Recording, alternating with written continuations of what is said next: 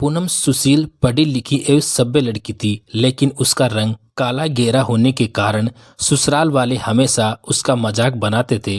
पूनम की सास बोलती, अगर तुम घर से बाहर जाती हो तो अपना मुंह और हाथों को ढककर बाहर निकला करो, वरना समाज में हमारी छवि खराब हो जाएगी। दरअसल पूनम अपने ससुराल में सास ससुर और ननद के साथ रहती थी और साथ में दादी माँ भी वहीं रहती थी। सब पूनम के साथ उसके रंग को लेकर बुरा व्यवहार करते थे, लेकिन दादी माँ से अपनी बातें शेयर करती थी, क्योंकि दादी माँ कहती कि बेटा तेरा रंग सांवला है, वैसे तू बहुत सुशील एवं समझदार है। सुमित्रा और तुम्हारी ननद और महेश तुम्हारा मजाक उड़ाते रहते हैं, लेकिन तुम कभी भी पलटकर जवाब नहीं देती हो। अक्सर सब्जी लेने के लिए पूनम घर से बाहर बाजार जाती थी। एक दिन जब वह सब्जियां लेकर वापस आ रही थी, रास्ते में बाइक वाले ने उसके ऊपर कीचड़ उछाल दिया तो घर आते ही सुमित्रा जी शुरू हो गई, ये क्या हाल बना रखा है, और तुमसे कितनी बार कहा है घर से बाहर जाती हो तो दुपट्टा बांधकर जाया कर। जब पूनम अपनी सफाई देने लगी तो सुमित्रा ने कहा, बहानेबाजी मत कर, पता नहीं पिछले जन्म में मेरे बेटे ने क्या कर्म किए थे जो तुम जैसी बदसूरत बीवी मिली है। पास में ही महेश भी बैठा हुआ था। महेश अपनी माँ से बोला, अच्छा अब फिक्र हो रही है मेरी, जब मुझसे पूछे बगैर ही मेरा रिश्ता तय कर दिया था। उसी समय महेश के पापा आ गए, गलती मेरे बड़े भाई की है कि तेरी कुंडली किसी से नहीं मिल रही थी, इससे मिल रही थी, उन्होंने इसका रिश्ता कर दिया। भाई साहब, तुझको तो सूली पर चढ़ाकर खुद तो चले गए, पीछे हमारे घर छोड़ गए, ये बदसूरत बहू। सुमित्रा ने पूरे परिवार के सामने ये बात बोली। आशा ने कहा, सही बोल रही है मम्मी। बड़े पापा ने एक बार भी नहीं सोचा कि सोसाइटी में हमारी कितनी बदनामी होगी। मेरे दोस्त चिढ़ाते हैं भाभी के इस काले घेरे रंग की वजह से।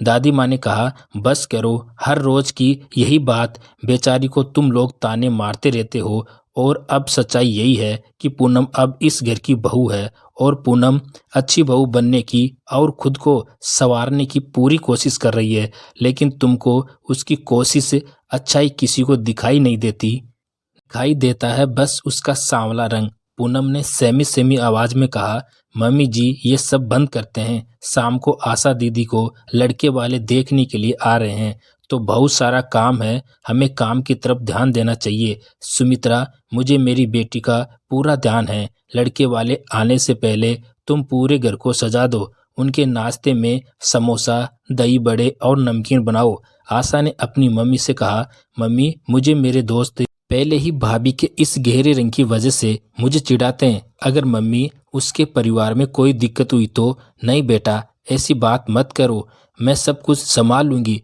तुम पार्लर होके आओ। पूनम से शादी करके मेरे बेटे की जिंदगी तो बर्बाद हो गई, लेकिन इसका असर मैं तेरी जिंदगी में नहीं पड़ने दूंगी। और कुछ ही देर में लड़के वाले उनके घर पर पहुंच जाते हैं। दरवाजे पर सभी उनका स्वागत करते हैं। महेश के पापा लड़के वाले से पूछते हैं, घर ढूंढने में कोई तकलीफ तो नहीं हुई? नहीं नहीं, कोई तकलीफ नहीं हुई। और सभी हॉल में बैठ गए। रोहित की मम्मी बोलने लगी, सुमित्रा जी आपका घर तो बहुत बड़ा है, जो हमारे स्वागत के लिए इतने अच्छे से तैयार किया है। दादी माँ, अरे ये तो हमारी, इतनी देर में सुमित्रा बोल पड़ी, अरे ये सब तो कुछ नहीं, हमारे घर की नौकरानी के हाथों से पकवान खाओगे तो खुश हो जाओगे। मेहमानों के लिए चाय नाश्ता लेकर आओ पूनम।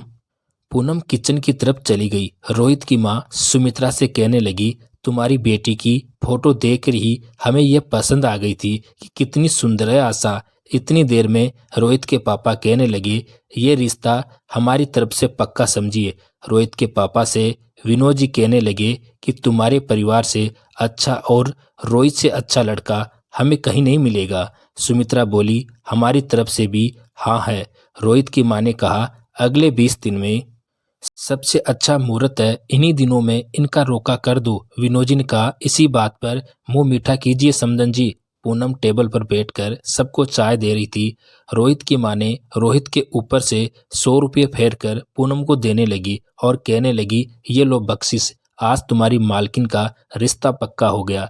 जब पूनम रोहित की माँ को चाय देने लगी तो चाय का कप साड़ी पर गिर गया। हे लड़की, तुमने ये क्या कर दिया?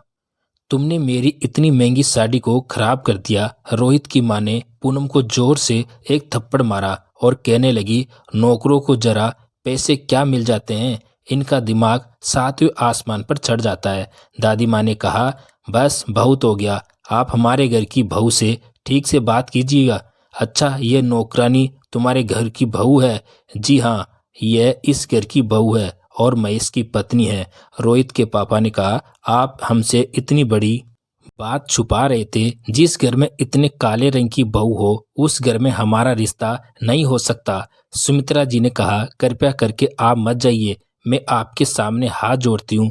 पूनम तो पराये घर की है, इसके काले गेरे रंग का असर इन बच्चों पर नहीं पड़ेगा और हमारी आशा का रंग दूध जैसा साफ है। रोहित की माँ ने कहा, अरे सुमित्रा जी, वह सब तो ठीक है, जब दो परिवार के बीच रिश्ता जुड़ेगा, शादी होगी और हजारों तरह के फंक्शन होंगे और उस फंक्शन में हमारे हजार तरह के गेस्ट आएंगे, आपकी बहू को देखकर तरह तरह की बातें सुनाएंगे। अरे वह सब तो हमें झेलना पड़ेगा। देखिए, मैं आपके सामने हाथ जोड़ती हूँ, मेरी बहू के गहरे रंग की सजा मेरी बेटी को मत दीजिएगा।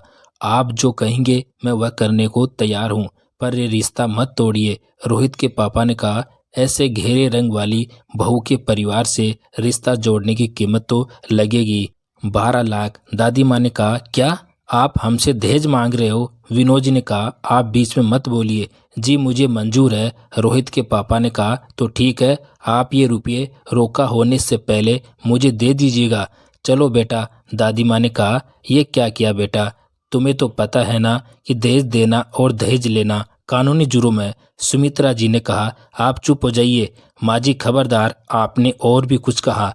एक तो आपकी वजह से हमें उनको दहेज देना पड़ेगा, आपकी वजह से ना आप पूनम के बारे में कुछ बताती तो ये मुसीबत नहीं आती। महेश, हाँ मम्मी, आप सही कह रहे हो। ऐसे गहरे रंग वाली बहू के परिवार से कोई रिश्ता जोड़ेगा तो कोई पैसे तो मांगेगा ही ना। विनोद जी ने कहा, माँ जी आपकी वजह से मेरे बेटे की जिंदगी बर्बाद हो गई, मैं मेरी बेटे की जिंदगी बर्बाद नहीं होने दूंगा।